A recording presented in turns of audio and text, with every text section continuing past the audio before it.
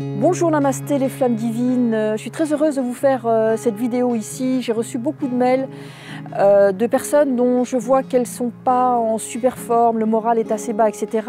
Et ça m'a donné vraiment l'idée, l'intention de vous partager ma définition du bonheur, mon approche spirituelle du bonheur. Donc je vais vous en parler un petit peu.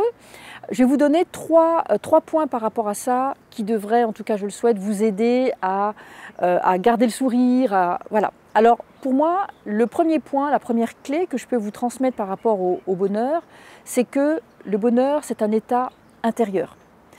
Pourquoi est-ce qu'on peut dire que le bonheur est un état intérieur? Parce que en réalité, comment je peux dire, d'un point de vue spirituel toujours, ce qui se passe à l'extérieur est le reflet de ce qui se passe à l'intérieur. Donc ça veut dire que s'il y a de l'agitation à l'extérieur, c'est qu'il y a de l'agitation à l'intérieur. On vit en ce moment une période agitée extérieurement, au niveau collectif, c'est certain qu'au niveau collectif, il y a de l'agitation au niveau intérieur. Donc la première clé déjà, si vous voulez vous sentir bien, c'est pas de sortir de votre corps et puis de tâtonner, de chercher, de courir après quelque chose qui va vous faire du bien, parce que la véritable clé, elle est vraiment intérieure. C'est hyper important. Donc quand vous avez besoin de vivre quelque chose, notamment ici on parle du bonheur, si vous voulez vraiment vivre un état de bien-être, de bonheur, eh bien je vous invite plutôt à revenir à l'intérieur de vous. C'est la première chose. Et quand vous revenez à l'intérieur de vous, alors il y a des personnes pour qui c'est facile parce que vous méditez depuis des années, il y a des personnes qui découvrent la méditation et la première chose que je vous dirais, c'est asseyez-vous quelque part et prenez de profondes respirations.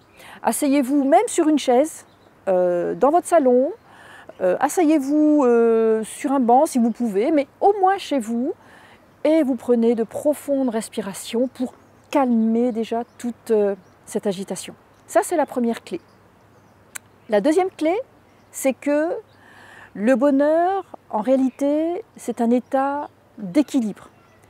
Et si on peut imaginer une balance avec deux plateaux à droite et à gauche, eh bien, si vous voulez développer le bonheur, l'état de bien-être, imaginez plutôt une balance avec un plateau à l'intérieur et un plateau à l'extérieur.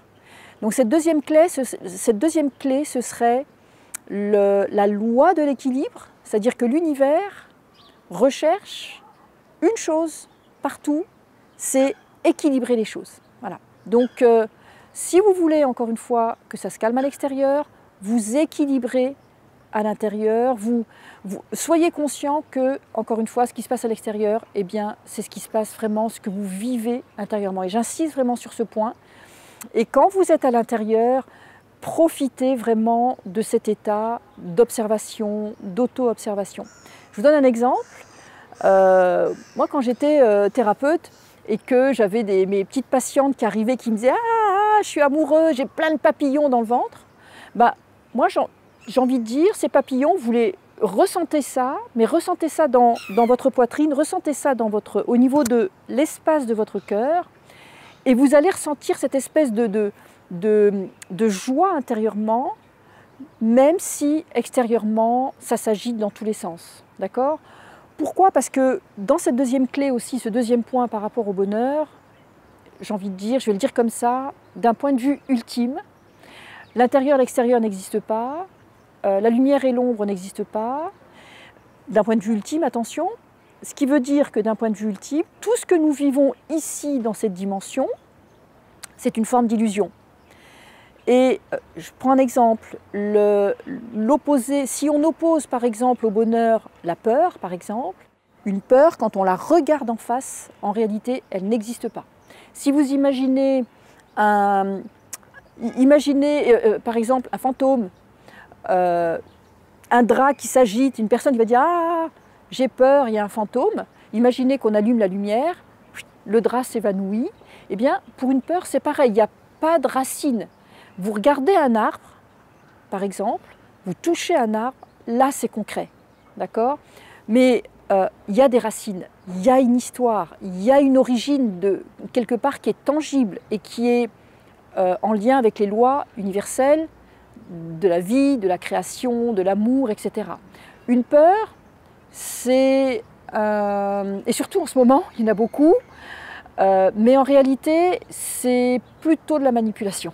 Je ne vais pas trop rentrer là-dedans, je veux vraiment rester dans l'information, l'énergie du bonheur.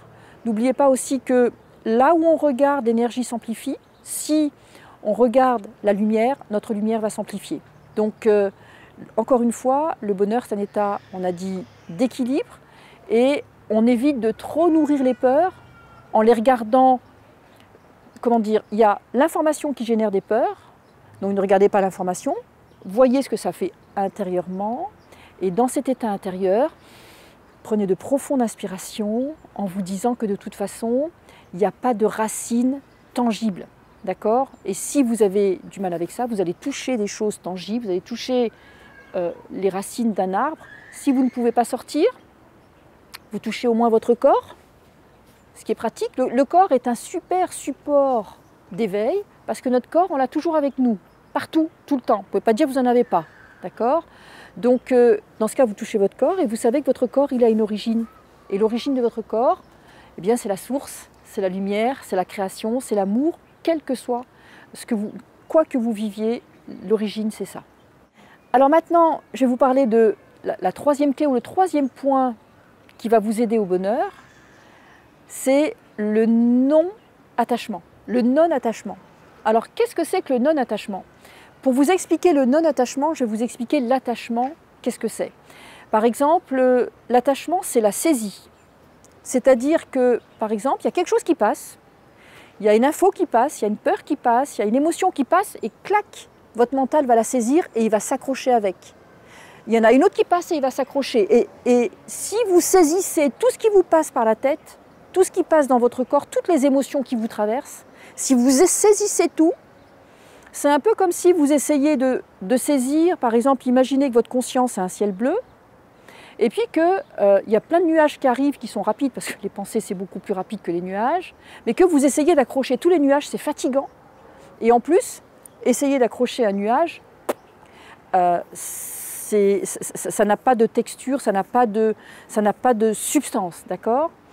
Pour nous, la notion du bonheur, avec la notion d'être dans le non-attachement, eh bien c'est quand quelque chose s'élève, quand une vague s'élève, par exemple, eh bien vous n'allez pas saisir la vague. Vous laissez passer et elle retombe d'elle-même. Autre chose s'élève et ça retombe d'elle-même. Donc moi j'ai envie de vous donner juste un petit exercice à faire, c'est observer quand des émotions s'élèvent, quand des pensées s'élèvent également dans votre mental, comment est-ce que vous réagissez? Est-ce que vous saisissez tout ça et vous voyez que si je fais ça, ça va être douloureux ici, ça va être douloureux ici, ça va être douloureux partout, alors que le bonheur c'est une attitude vraiment, on dit spacieuse. Voilà, zen, tranquille. Voilà donc les 3 points dont je peux vous parler à propos du bonheur pour vous aider, vous accompagner à développer plus cet état d'équilibre intérieur, de paix, de bonheur, de bien-être au point zéro. Maintenant, bien sûr, on peut toujours aller beaucoup plus loin, de façon beaucoup plus stable, beaucoup plus approfondie, beaucoup plus vaste, d'accord? Vous avez eu un petit aperçu. Au sein du Club Mésaël, en tout cas, actuellement, les portes sont ouvertes jusqu'au 30 novembre.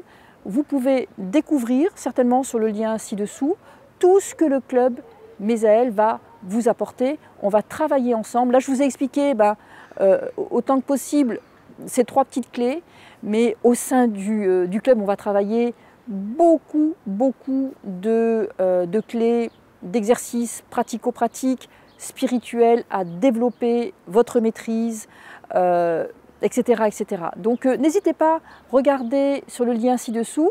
Et pour tous ceux qui nous rejoignent, je vous dis à tout bientôt. Même ceux qui ne nous rejoindront pas, je vous dis un grand namasté et je vous invite vraiment à développer cet état d'équilibre. C'est hyper important.